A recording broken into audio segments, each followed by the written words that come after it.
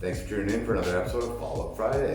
Make sure that you subscribe to the channel, hit the like button, all that good stuff so you can stay up to date with everything that's happening here at 420 Consulting.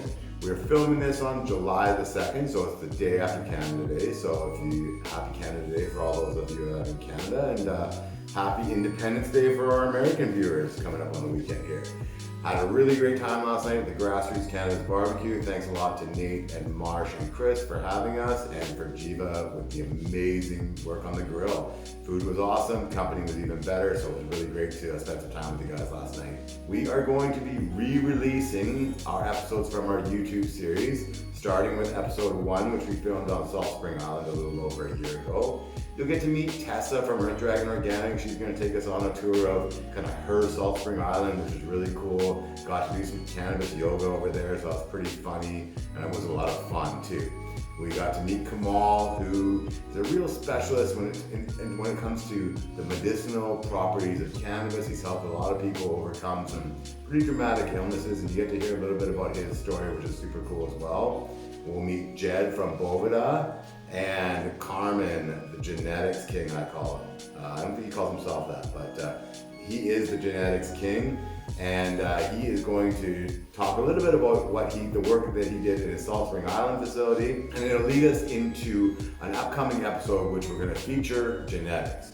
Because genetics, as anybody that's spent some time in the craft industry knows, is extremely important in terms of generating value and generating in-demand products, whether they be flour, topical creams, or whatever. The genetics are key in terms of making these products work, in terms of not only for the products for the end user, but also from a financial modeling perspective as well.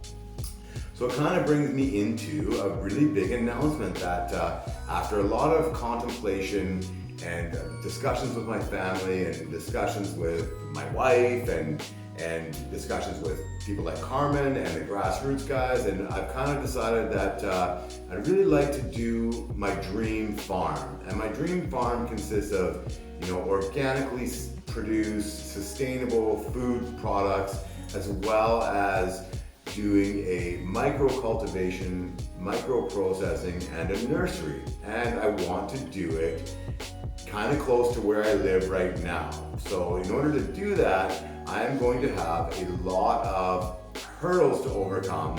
I do have some advantages. One is that my family has a really strong farming background. They come from the Punjab region of India, and they farm, generational farmers, so they understand farming. And I have worked with many great master cultivators, and I've got people like Carmen that I can lean on for really awesome, clean genetics that will provide really strong, financially strong strains that we can produce and make that financial model very viable in not only in the Canadian market, but looking to the export markets down the road. But I'm gonna have hurdles just like anybody else does, and I'm gonna take you guys along on this journey. So you'll get to see me dealing with municipalities, trying to find the right location, dealing with acquiring real estate, and the other really daunting task, which can sometimes be finding investment partners to make these things financially viable, because they take a lot of money to get off the ground. We've been working with a couple of cultivators that have confirmation of readiness letters right down that exact same road. One of them is Spitfire Cannabis in Nova Scotia. They've got an amazing project that it's just a couple investors need to come on board to kind of help that project kind of get to the next level. And Little Hell Creek Cannabis, based out of Alberta, in a similar sort of situation. The cannabis test results we got from Little Hell Creek were off the chain. Unbelievable organic products out there, and really looking forward to seeing these guys get to the next level. And we've had a lot of really productive meetings with some investment groups, and hoping to see them kind of see that through the finish line and get producing products, because their products need to be on the shelves.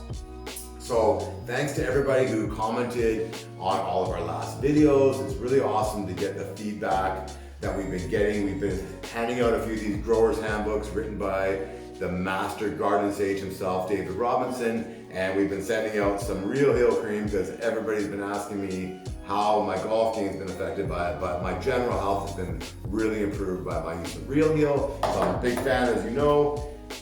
So thanks again for all the feedback. Thanks again for reaching out. It's really appreciated, and I really take great pride in answering everybody's questions personally. So what's the contest now, you ask? Okay, so we have the big contest is going to be the Name the Farm contest. Kind of, let's name the new farm that my family and I are going to kind of work on and create as our legacy. Just for a few ideas for the contest, let's focus on BC and the Indo-Canadian agricultural background. Also keeping in mind that I'm a big fan of First Nations alternate medicinal uses for plant-based medicine. So a name that kind of captured that would be super awesome. And before I forget, the winner of last week's contest is Jennifer Chadwick. Thank you so much for sharing your stories with us and liking and subscribing to the channel. So once again, guys, have a great week. Thanks for tuning in to 420 Consulting's Follow-Up Friday, and we'll see you next week.